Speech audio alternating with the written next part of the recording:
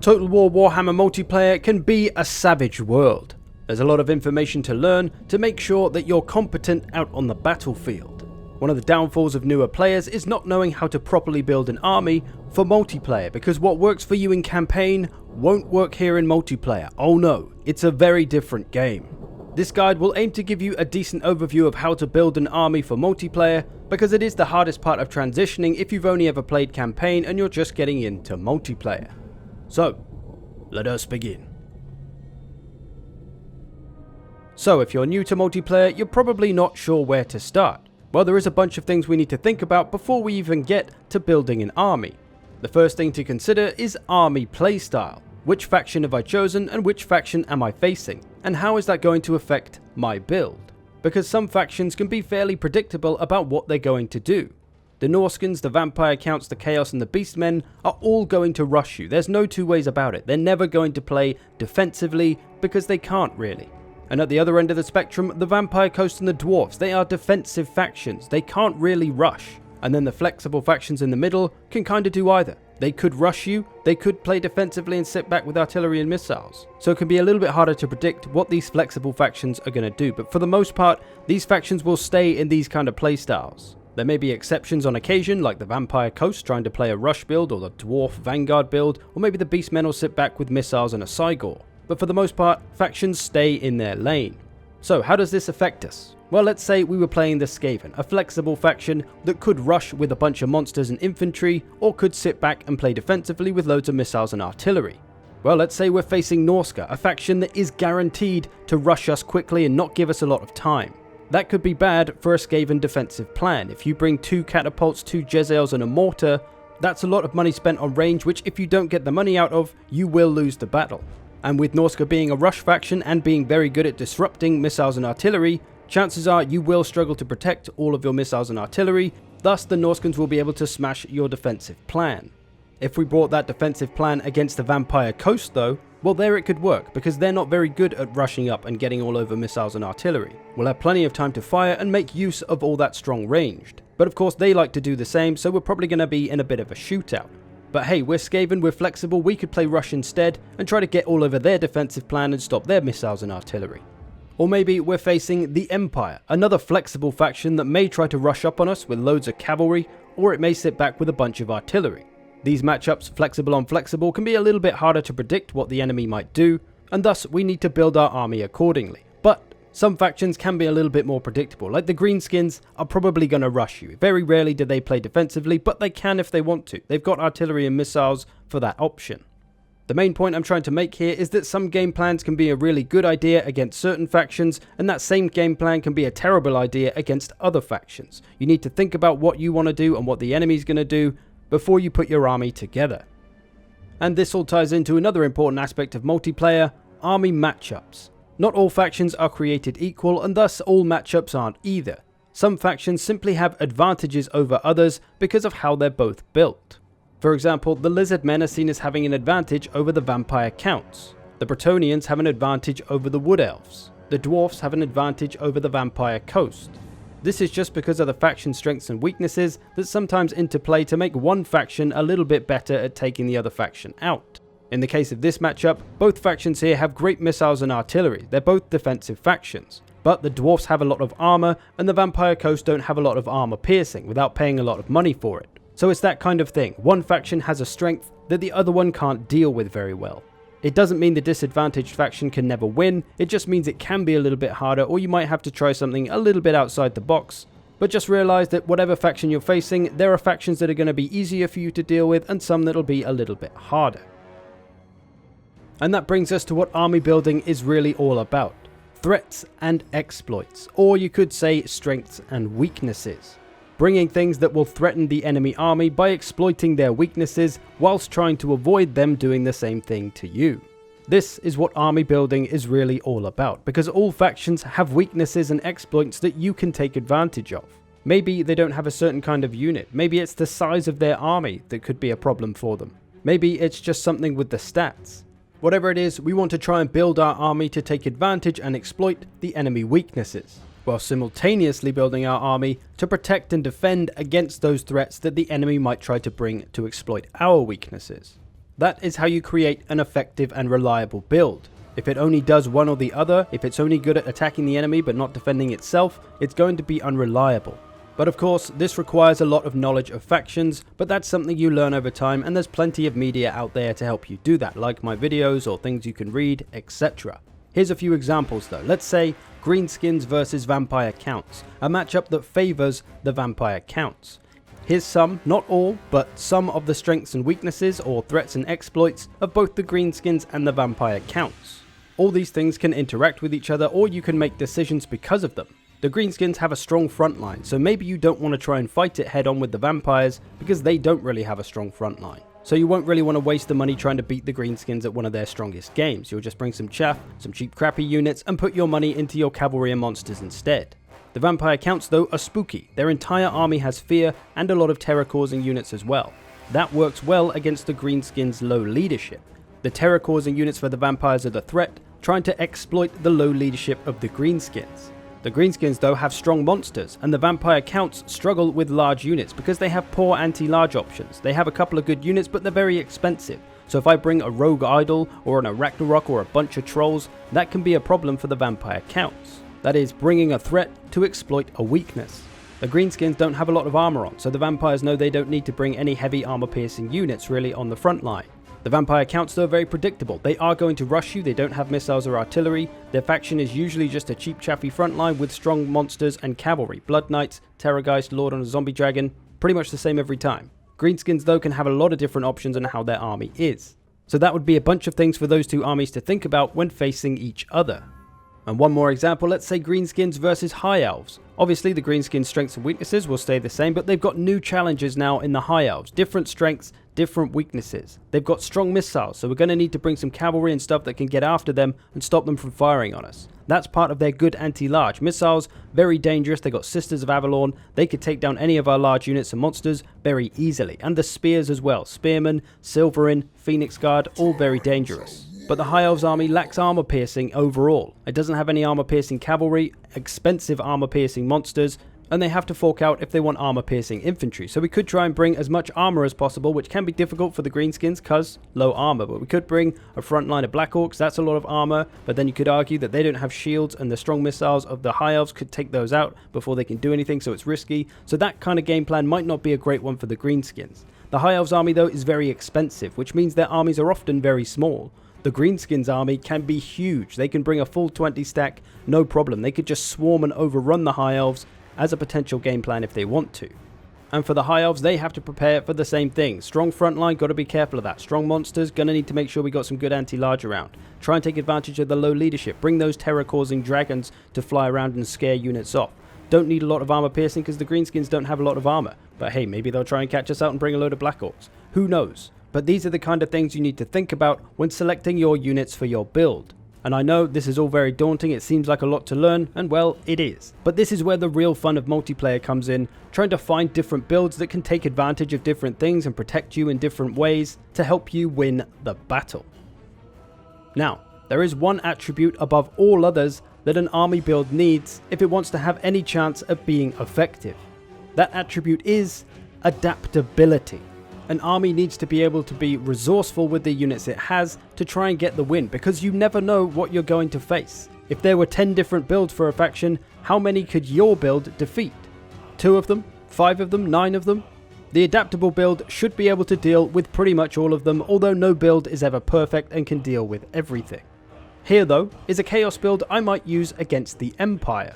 Now this is a pretty standard sort of build for the chaos these days, works against many other factions as well, but let's see how it stacks up against a bunch of different Empire armies. If we're faced with this, not too threatening infantry, but a whole lot of cav, a few missiles, and just a whole lot of mobility. Well, they've got a whole lot of skirmish missiles, how could I deal with those? I've got 3 units of Horsemasters, some Hounds, and my caster is on a Manticore, so those can deal with that. They've got 4 units of Empire Knights, what can I do about that? Well, I've got a Shaggoth, Dragon Ogres, and Trolls, they could put the hurt on those. For the front line, my Chaos Marauders will probably lose to the Flagellants, but they'll put a bit of damage up, but I do have some Mirror Guard who will beat the crap out of most of those. I also have Sigvold as well who can help out there. So my build has the tools to potentially beat that Empire build. Okay, what about this Empire build? A strong front line now, 4 units of great swords, a bunch of spears, 2 handgunners, and a little bit of cav. Okay, so the great swords are my biggest problem. Heavy armor piercing infantry, they're going to smash my marauders, so I'll need to help there. Mirror guard will do okay there though, but I can send the trolls, Sigvold, and maybe my Shaggoth to help with that front line, and then my missile cav can deal with their 2 or 3 units of cav. My manticore can chase off their skirmish cav. My dragon ogres could go after either the demigryphs or knights of the blazing sun, and my hounds could chase down those handgunners. And the spears aren't really a big threat, we can deal with those once everything else is taken care of. So again, my build is adaptable enough to deal with that heavy frontline build as well. Well, what about this build? A heavy ranged build, lots of artillery, a bunch of missiles, just a whole lot of cheap infantry. Well, this one should be an easy one. We'll charge the Shaggoth through, charge the Manticore over, start disrupting those missiles. The dogs and the skirmish cav can try and get after those missiles and artillery too. Our front line will just tie up theirs, the trolls just tie up what they can, and the dragon ogres can try and deal with the cav. So this build is adaptable enough to face all of these very different Empire builds. Can we say the same of this Chaos build? One which has a lot of heavy infantry, not a lot of mobility, and a hell cannon for some reason. This build will likely struggle against all of these Empire builds because it's just not very well built and some things just don't make sense. So understand that your build needs to be adaptable enough to face all manner of opponents and potential enemy builds. That being said though, that's what we need to do if we really want to bring a competitive strong build. Sometimes though, you just want to have a bit of fun and mess around with it. And that's another thing that you can do with builds. Just make a fun build that isn't necessarily the strongest, most versatile build, but it's fun and it could work maybe 50% of the time against certain enemy builds. But hey, you're just having a laugh with it for the fun of it. Like my Empire Triple Hellblaster build that I showed a while ago.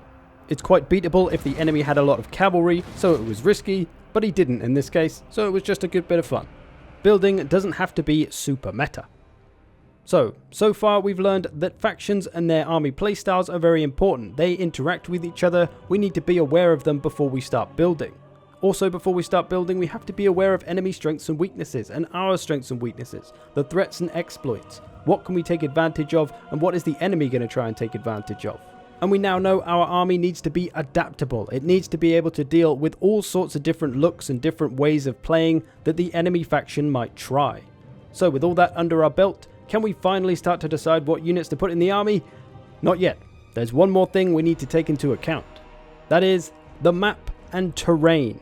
Take a look at it before you go building your army because it can have huge effects on how your army plays. If you play on this map, the Amber Bow, an incredibly small map, and you try to play a heavy ranged faction and you want to bring loads of artillery and missiles, doesn't work too well on this map because you don't get much time to use it because it's such a small map.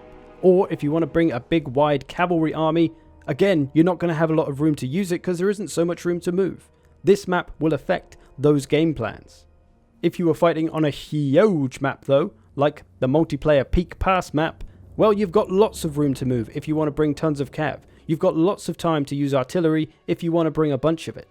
Or maybe it's a very hilly map with lots of elevation, lots of low ground or high ground, trees maybe. They slow down large units. They're good for the Wood Elves, good for the Beastmen, not good for other factions. How does that affect your faction choice and the build? What if there's a hill and you bring some low firing arc units like handgunners or a cannon? They can't see much from here, as you can see. They need to get on top of the hill to be able to see anything. Maybe you want to bring some units that can fire up over hills instead.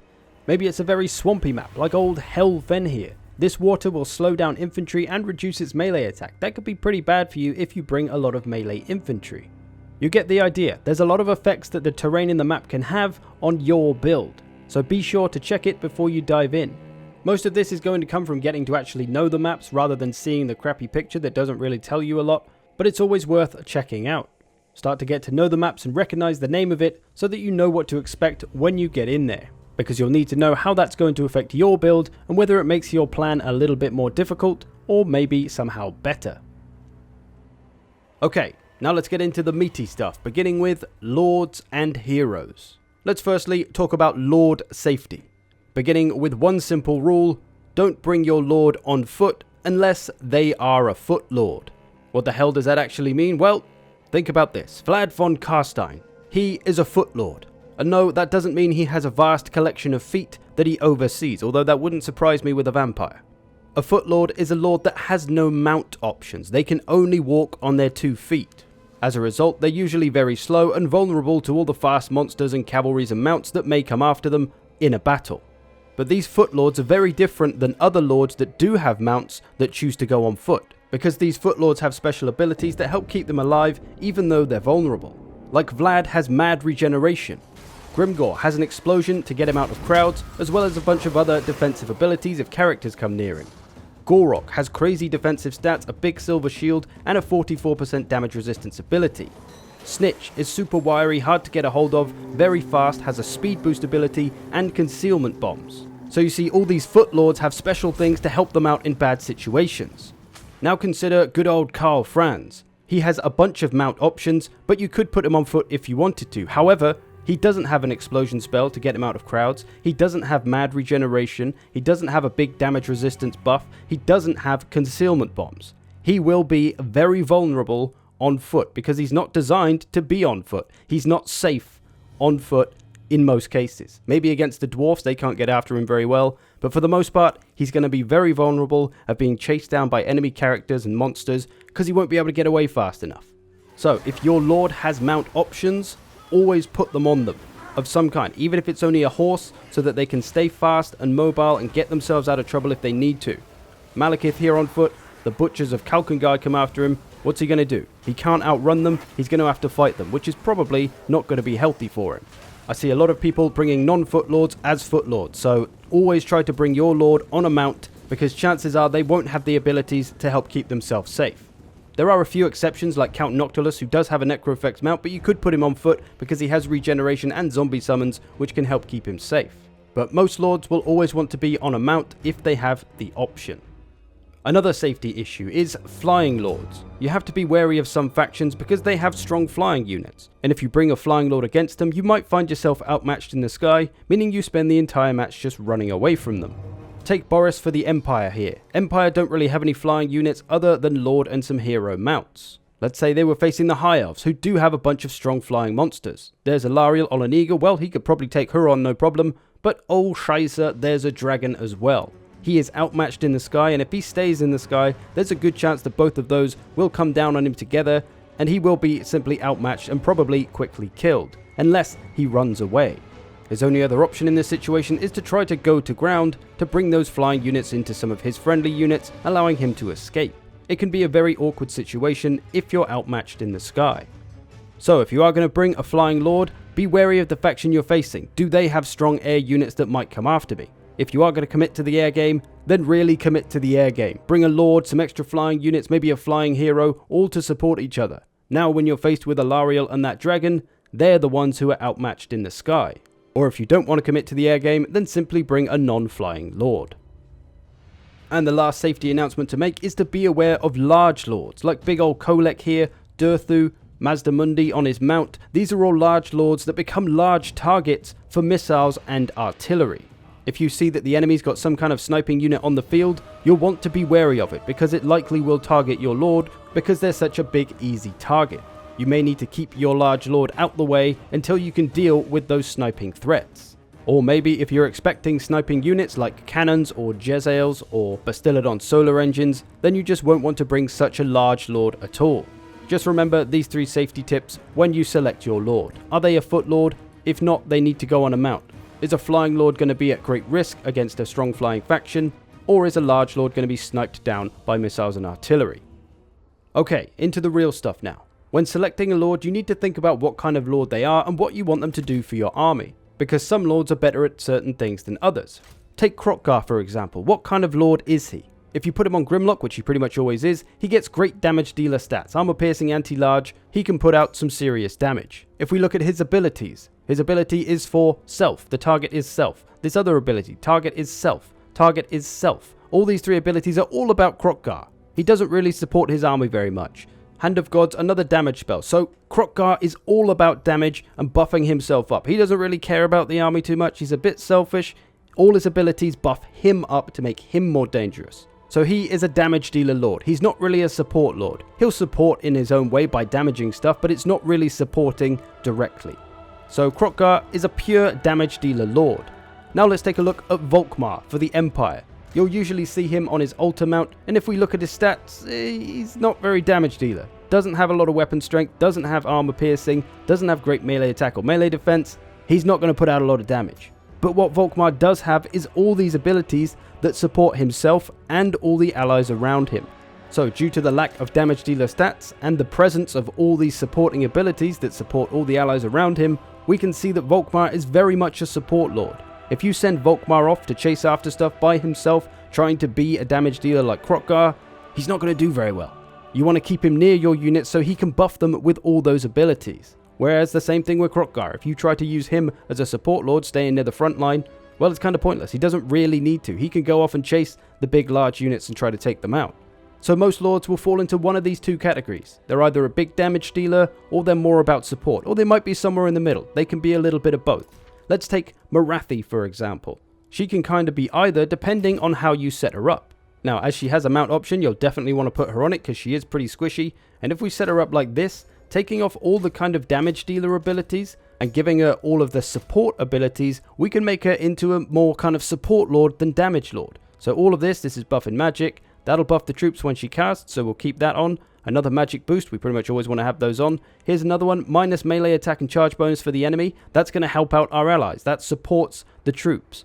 Deadly Onslaught is a kind of damage dealer trait. She doesn't really need that. We're not going to use her in that way. She's not fantastic in melee, so we'll avoid that. For the spells, we got Doom and Darkness. We could bring that as a support spell, but we're going to bring Soul Blight instead, reducing the armor. I always like that spell. Not going to take Miasma or Pit of Shades. Those are damage dealer abilities. We're going to take Power of Darkness for the extra magic, but we are going to take Soul Stealer, which is a damage ability, but that's just a really strong ability, so that's always a good one to take. And it can regen her health, so it kind of supports her in a way. And for her items, we're going to take the support ability, Heartrender and the Dark Sword. This reduces enemy melee attack and melee defense. Again, that supports our friendly troops who are going to be fighting enemy units. That'll be debuffed by all of Morathi's abilities. So we've set her up to be a more support lord. She's going to stick around the troops and help out her allies. So she's more of a support hero when she's like this. But if we jiggle around our abilities and items and spells a little bit, we can make her into more of a damage dealer lord instead. So now for the abilities, we've got rid of that melee attack debuff on enemy units and we've taken Deadly Onslaught instead. So she can do a little bit more damage if she gets stuck into some melee.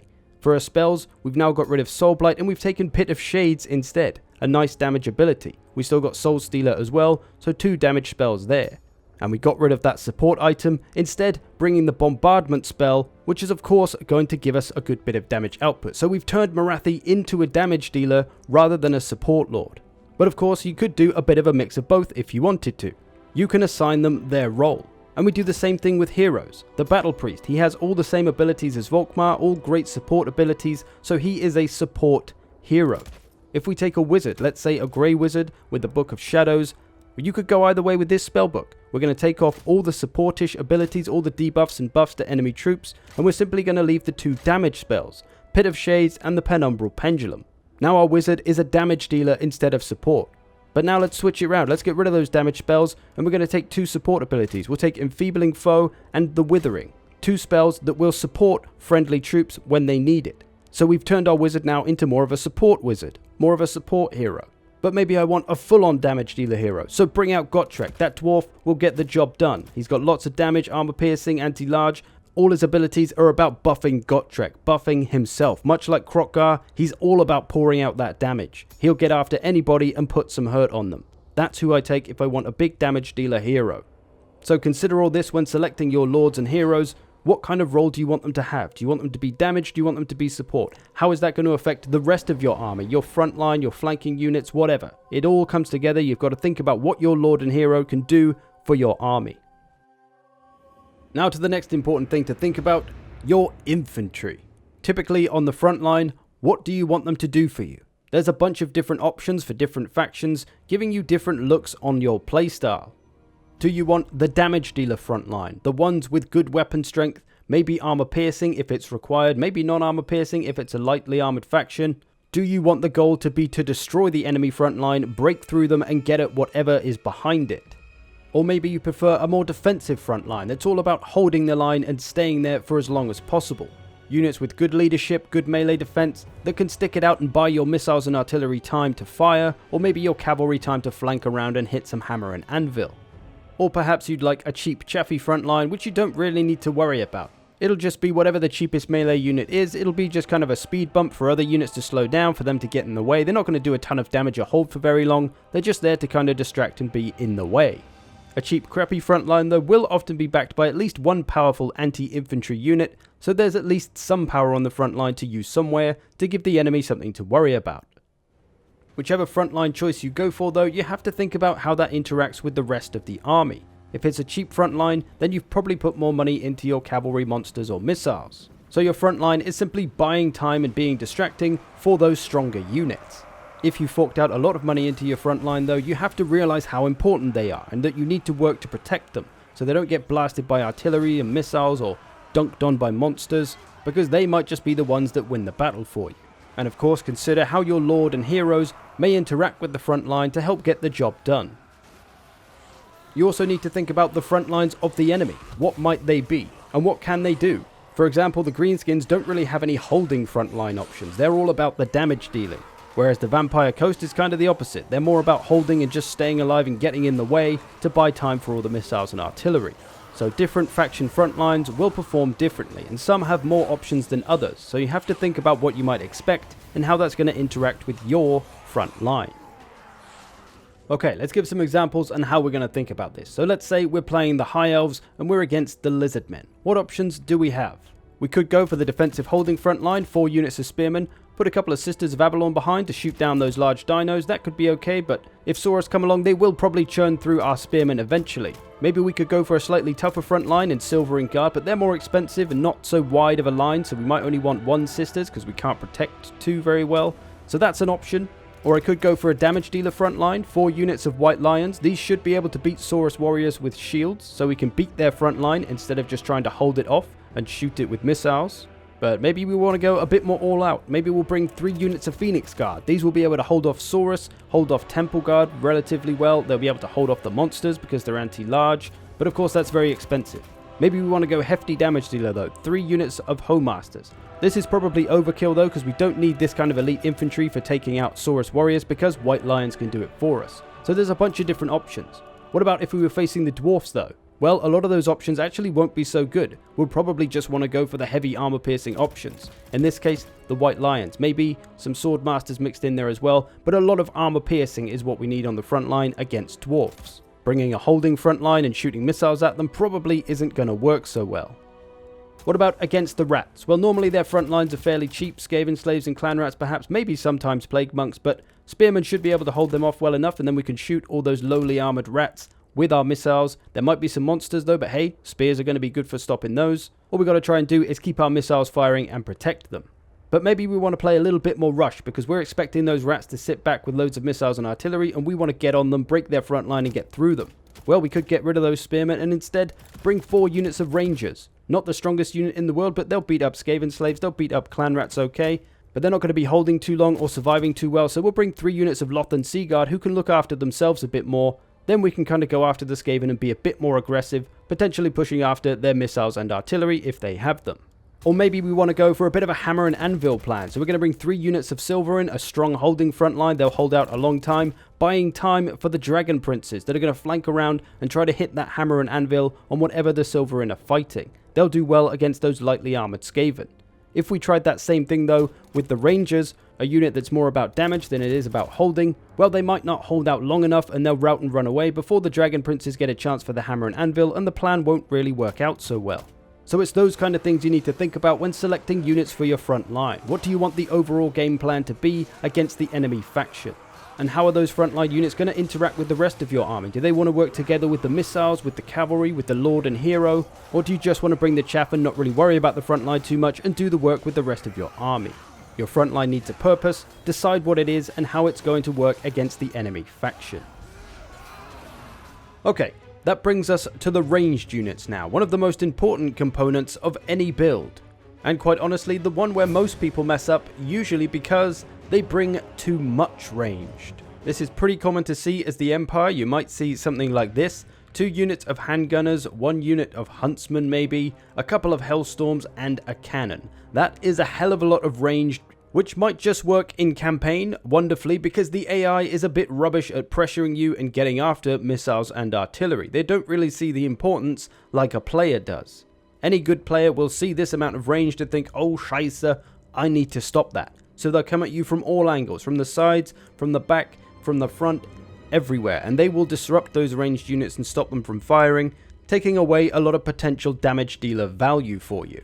Of course, you could attempt to try and protect it all, but that would mean that you need a lot of units, more than strong units specifically, so you'd need loads of cheap units, which likely probably won't hold very well, they'll break and then you'll be exposed. It's just a very difficult world to make something like this work in multiplayer, against a lot of factions. Not always, there are some factions where this much range could be useful.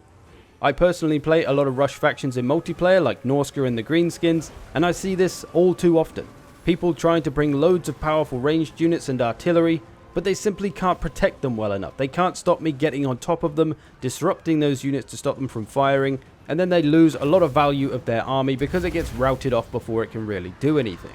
And of course, these are just newer players who don't understand their factions and things yet. They don't understand that Norska is a rush faction and they are going to give you very little time to use all of those ranged units. So, if you're worried about your ranged units not having enough time, you need to think about the alternatives, which is what we'll get to in a second. So don't come into multiplayer thinking you can spam missiles and artillery like you do in campaign and get those easy wins, because it just doesn't work here, at least against these rush heavy factions. So look at the faction you're facing, and if they're a rushy one, don't do this plan, because it probably will be very difficult to execute. There are times and places where ranged heavy armies can work. It's not that you should never make a ranged heavy army, but be aware of the faction first and foremost. On to the next big mistake, it's this. Can you believe it? Look at that. How could they do this? What a fool. They didn't bring any ranged units at all. This is often a bad idea because of flying units namely. There's nothing worse than having a bunch of flying units just sitting above your army, waiting for their perfect time to strike and firing at you from above, and there's nothing you can do about it because you didn't bring any ranged units at all. So they might sit there sniping away at your lord or some of your strongest units, and there's just nothing you can do. Having ranged units will stop the enemy simply sitting above you and doing what they like. At least you can have a ranged unit just to push them back and scare them away. Even if it's only one unit, one single ranged unit can be enough. All you gotta do is protect it. It can help keep the skies clear, it can shoot the large units. Missile units like these handgunners, these armor-piercing handgunners, they have no bad matchups. Only in melee. If they shoot at things, no bad matchups. They're good against everybody. Very powerful just to have that one unit. You can get more value out of one well-protected unit than 3 ill-protected units that only get to use 25% of their ammo before they're killed and routed off. If you do want to bring more ranged units, consider the alternatives. Units which have stalk can be good because they can keep themselves safe, hiding out the way. Like this one unit of silver bullets hidden in the middle of my army. Another great option is skirmish cav. Their damage output is considerably slower than melee infantry, but all you gotta do is keep them alive, and they're pretty good at staying alive because they're all so fast. They're skirmish cavs, that's what they do. They shoot stuff and they run away. This can be very useful against these rush factions like the vampire counts here, because they won't be able to catch you most of the time. And if they spawn up zombies on your skirmish cav, they simply run away. If they spawn them up on the handgunners though, they can't run away, they've got to get someone to help them. If you have a lot of missiles, that's what's going to happen. Bats and zombies will be all over your missile units, and they won't be able to get away because they're too slow. They could do the same to skirmish cav, but skirmish cav's fast, it can run away, it can get out of there. So in some situations, namely those when you face rush factions, consider skirmish cav instead of skirmish infantry. The other beauty of skirmish cav is that they can get around quickly. If there's a situation they could take advantage of, focus firing something down, they can move there quickly and do it. Whereas missile infantry will take a while to get there and start firing, likely missing their opportunity. Whereas skirmish cav can reposition and adjust very quickly. And the same kinda goes for artillery. There aren't very many skirmish or mobile artilleries, but there are some. Consider those when you're facing those rush factions. One of the bigger mistakes I see with artillery though is people bringing it in the first place when it doesn't really fit their army. Most of their army has been brought clearly as a rush build, they want to rush up and get after the enemy, but they brought 2 units of artillery which are incredibly slow and are never going to keep up, and you'll have to spend time and money protecting them. And inevitably they will get munched down by something because the rest of your army is away doing its rush thing.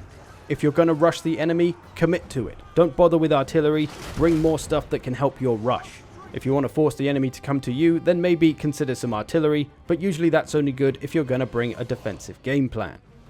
That all being said, there are some situations where bringing tons of missiles can actually be quite effective, even against Norska. If you bring 8, 10 or maybe 12 missile units, that can be pretty dangerous. You either commit heavily to the ranged or you just bring a little bit. There's different ways to play, but the common mistakes I've just listed. People bring too much ranged with not enough protection, They don't bring any at all, or they bring artillery which has no place in their army.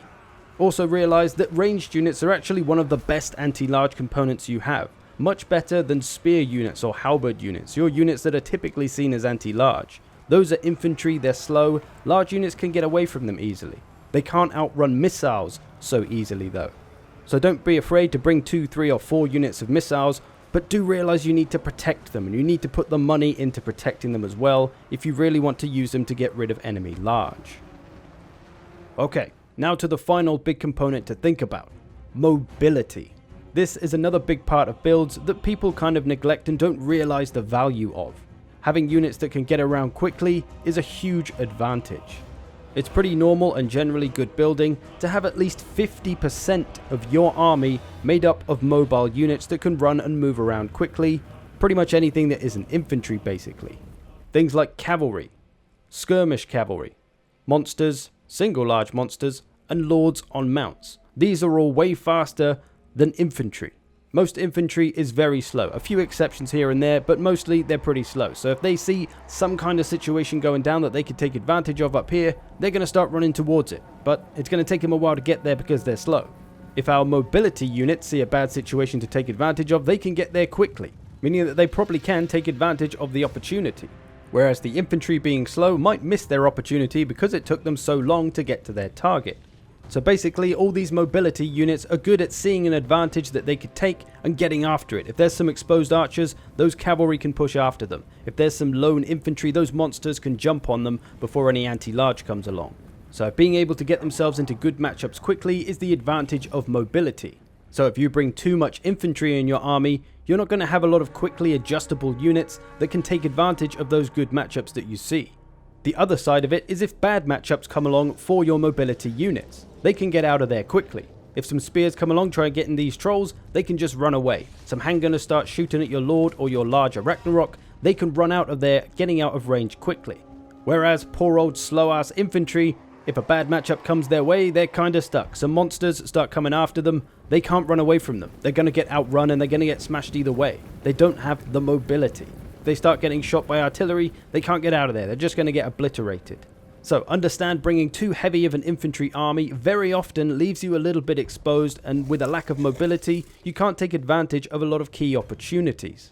So bring lots of mobility because it's very good at getting after good matchups and very good at getting away from bad ones. They also help you execute important tactics like flanking and hammer and anvil and disrupting those missiles if there are any. Cycle charging, and just being supportive where needed. So for most armies, bring those mobility units. Skirmish cav, good for poking and drawing out reactions, harassing the enemy, just being a nuisance. Cavalry, good for flanking around the edges, or for defending your edges perhaps. Chariots or single entity units, good for going after missiles and artillery, or just charging around wherever's useful. Mobility units tend to be pretty versatile as well. Trolls can go after infantry or cav, or sometimes even monsters. A dragon can go after infantry, cav, or monsters. Mobility units are typically just more versatile overall. Like an anti-large spear unit, infantry is good at taking down large if it can hold on to it, which it usually can't. Whereas something like skin wolves or an anti-large cav, they can keep on their target. If there's a dragon trying to get away and fly away, they could jump on it and stop it from flying away. They're higher mass, so they can pin them down better than infantry can. There's many reasons why mobility units generally outperform infantry. So in most cases, you want at least 50% of your army to be mobility. Not always, but in most cases. Spend 50% of your funds on units that can get around quickly, because it affords you a lot of advantages. So that's some of the points and mistakes about the main parts of an army when it comes to building. Ultimately, when it comes to building an army, you just need to ask yourself a lot of questions and answer them with your units. Here's some of the questions you might want to ask. Starting with your lord. Do you want them to be more damage or more support? If they're damaged, do you want them to be good at taking out enemy characters or enemy infantry or enemy large units? What are you expecting from the enemy? Which one are you worried about? Do you want them to be more support so the other parts of your army can do those things for you? Most importantly, is your lord safe? Do they have a mount? If they do, you probably want to put them on it. If I have a foot lord, how safe are they? Is it a good idea? Is the enemy faction good at killing characters? Maybe I should bring a bodyguard unit along. Same questions with the hero. Do I want them to be more damaging or more support? Maybe if you've got a damaged lord, you want a support hero, or vice versa. Maybe you want them to be a character killer. Same question with the caster. Do you want to make your caster more about damaging the enemy or supporting the troops? Maybe your lord is a caster, so you don't need to bring a caster. Maybe you do want to bring a second caster and get the extra wins of magic buffs, and make a build around magic. Your front line. Do you want it to be aggressive and attacking and try to break through the enemy front line to get after the enemy? Or do you want to sit back and play more defensive with some artillery and missiles? Maybe look for that hammer and anvil while your defending front line holds the enemy in place. Maybe you want to set up some monster flanks. Or maybe you just want a chaff front line that you don't want to have to worry about too much. Just send them in, let them get in the way, be speed bumps, and let the big powerful units, the mobility units that you've probably spent the money on, do the work. Anti-infantry is pretty much a good idea in every army. It's just a question of how much do you want of it. Just one strong unit of maybe chosen, or maybe 3 units of chaos warriors with great weapons. You're definitely going to need some, but how much is a good idea against the faction that you're facing? What do you expect from them? Same question with anti-large. Are you facing the lizardmen or the dwarfs? Because the dwarfs don't have any large, so you don't really need too much anti-large at all. Maybe just a unit of missiles in case there's any gyrocopters. But against the lizardmen with their heavily armored dinos, I probably want to bring a fair selection of anti-large units, preferably with armor piercing. Again, we're pretty much guaranteed to want some anti-large, it's just a question of how much. Same with ranged units. Always want at least one ranged unit, I would say, but you may want way more. Depends on the enemy faction, what you want to try and do with your game plan, what the enemy might try and do to you, how much is a good idea, and how much money do you want to spend on protecting all those ranged units. Can you do it effectively? You might be better off with one very powerful missile unit like the Sisters of Avalon instead of 5 units of archers. And of course, mobility. You are going to want some if possible, it's just a question of how much. At least 50% is a good rough guideline to aim for, but it doesn't matter if it's less than that. It's not wrong to do only 30% or something. It depends on your plan and the enemy army and your army. There's so many variables, honestly, you can go so many ways with all these questions. But yeah, then you divide up what kind of mobility do you want. Do I want missile mobility? Do I want anti-large mobility, monster mobility, cav mobility? So many questions. But that's all you got to do when you build. You got to ask yourself a bunch of questions. And I know this seems like a lot and there's going to seem like a lot of questions you need to ask. But the more you do it, the more comfortable you get, the more you realize, the more you know. You don't need to think so much about all this stuff eventually because you'll kind of already know it.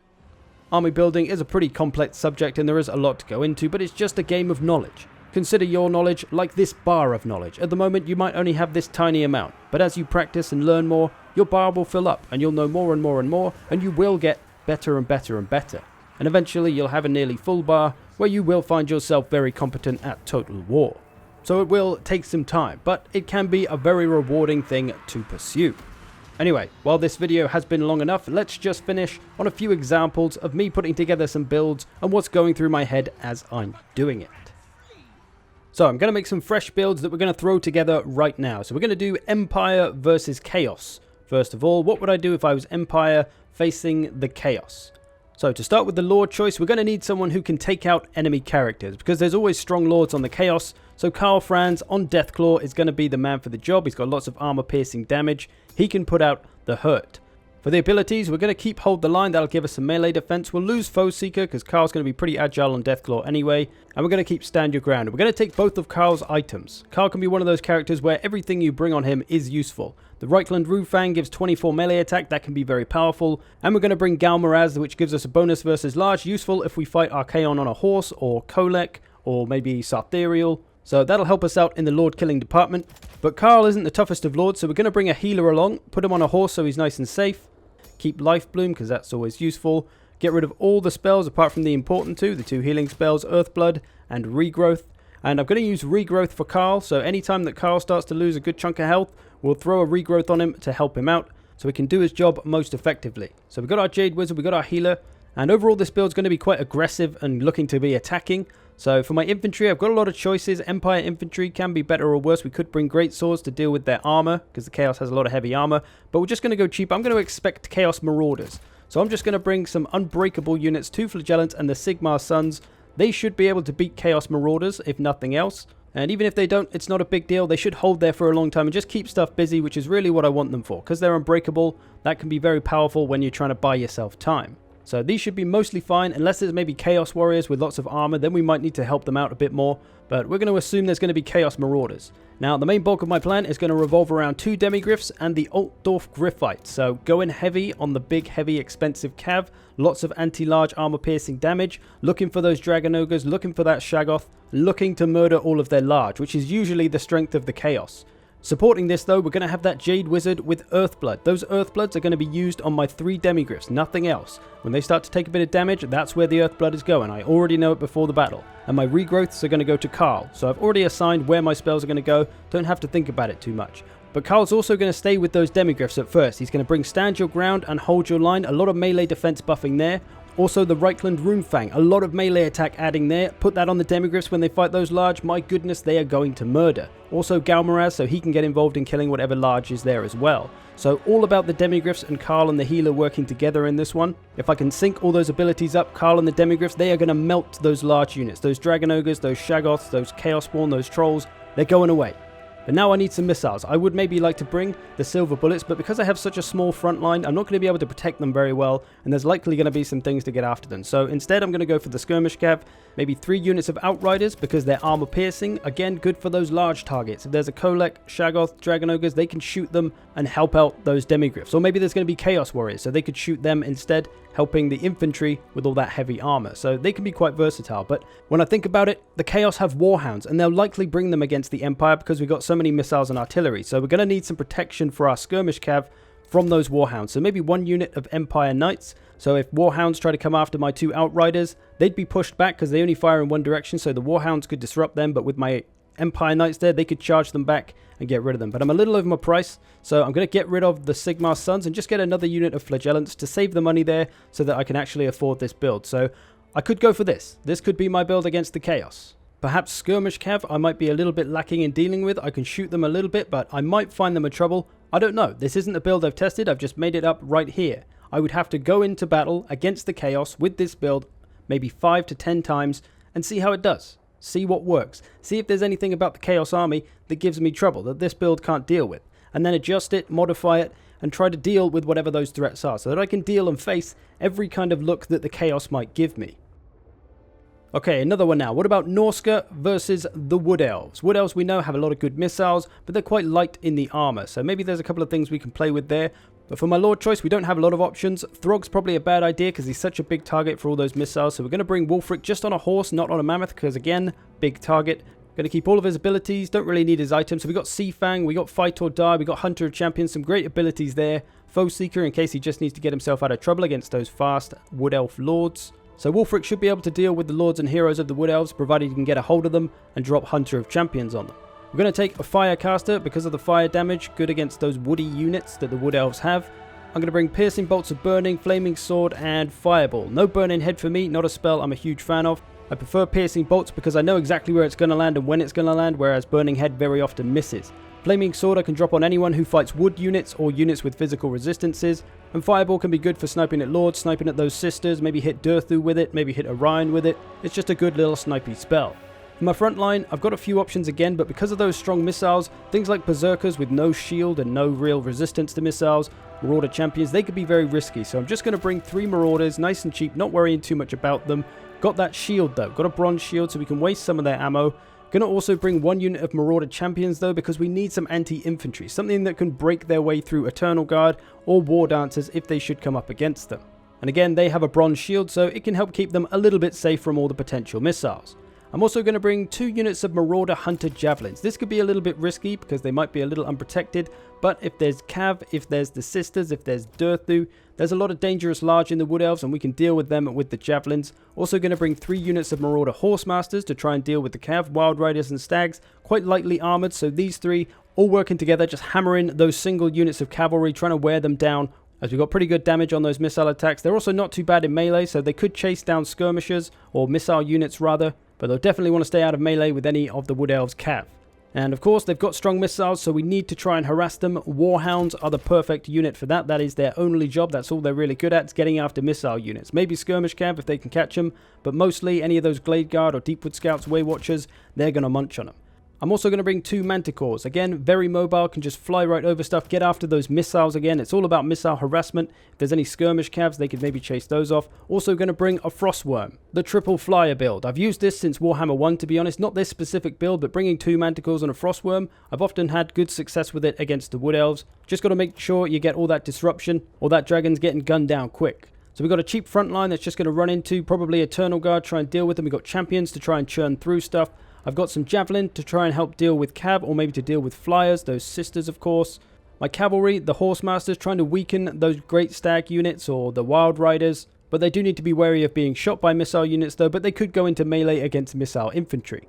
But then all of this stuff, the hounds and the flyers are all just going to get after those missiles and harass as much as possible. Another look we could give though maybe is to get rid of those and get 3 units of skin wolves with armor on. Not going to be quite as mobile as the flyers, but they're still pretty fast and can get around stuff. But now at least we have more of an anti-large component to help us deal with some of the cav perhaps. Maybe they could get after any of those lords if they jump on them. But I do like the triple flyer build personally, double manticore frostworm. It's a pretty fun build.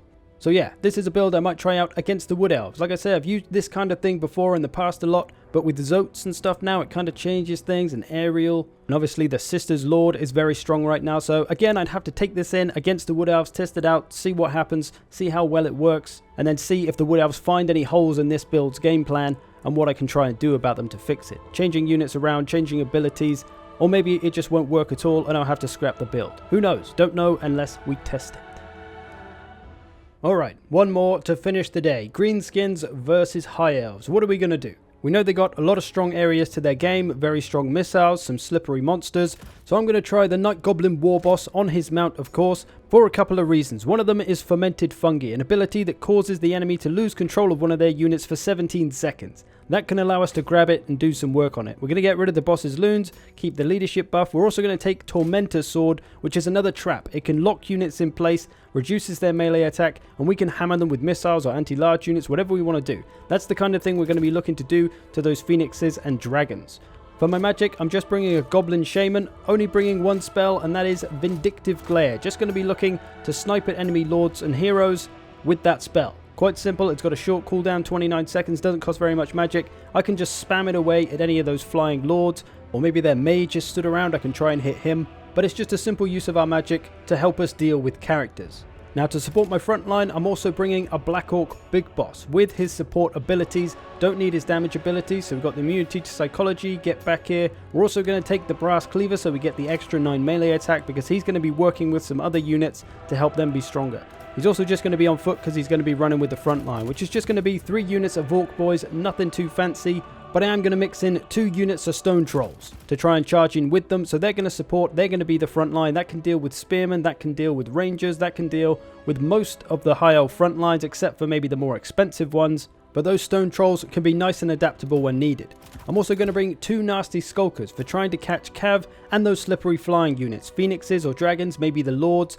The Smoke Bomb reduces speed by 72%. That is huge. If we can pin them down for 20 seconds, that's going to allow us to jump on them with all the other stuff and try and put the hurt on them. For that reason, we're going to bring the Rusty Arrows who have armor sundering, so we can bring down their armor a bit once we catch them with our either Night Goblin Snares or the nasty Skulkers. And then we're also going to have 2 units of Forest Goblin Spider Riders and the Mangy Marauders. So 3 units for focus firing there. They're going to focus in on whatever gets pinned down, try to put the damage on them. We got the poison on the Spider Riders. We got the armor piercing on the Mangy Marauders. So we're going to be looking to capture things with the nasty Skulkers or maybe the Night Goblin War Boss. And then all these missiles are going to turn and focus on whatever's been captured and hammer it with missiles. Maybe some Stone Trolls will come back and get involved as well because they hit pretty hard. So we're going to try and catch their strongest units, their Dragon Princes, their Dragons, and then pin them down and smash them with everything we've got to try and get rid of their biggest threats. We still got a lot of money left though, and as we know, the High Elves, very strong missiles that we've got to be careful of. So we need some disruption. Maybe either of these 2 Cavs, Orc Boar Boys, or maybe the Squig Hoppers. I'm going to go with Squig Hoppers, I think. 4 units of those. They don't have a shield, so they're going to be a little bit vulnerable.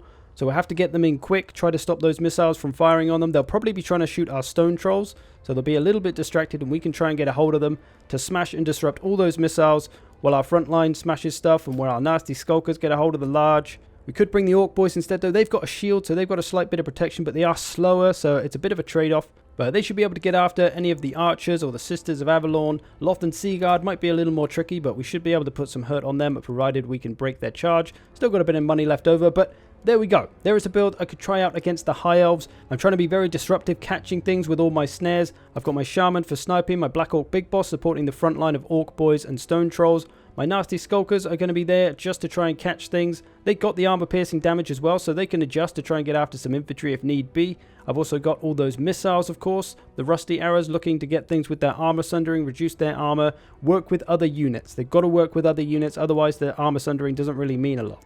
So that could be those Spider Riders and those missiles, it could be the Trolls, and then the Squig Hoppers are going to come around the flanks, try to get after their missiles, hit some Hammer and Anvil on the front line maybe. They're armor piercing and anti-infantry, so they could be good for that. So we've got a bunch of options. We can try to be adaptable as possible with a lot of these units, so there we go. Maybe Greenskins versus High Elves could work again, would have to test it out.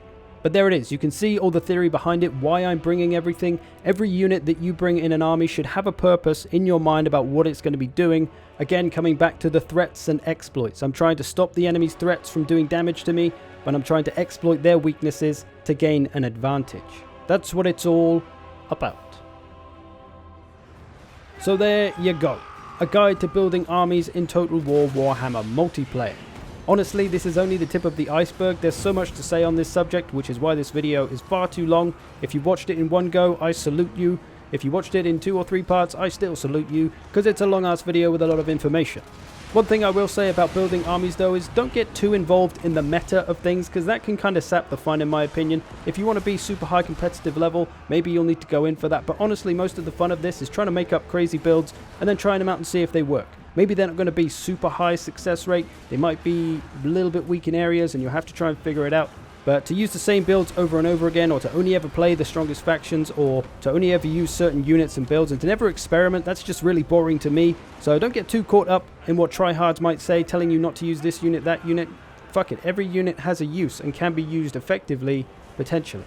You may need to build around that unit to really try and get it to work, but there's so many possibilities out there. That's really where the fun lies in army building.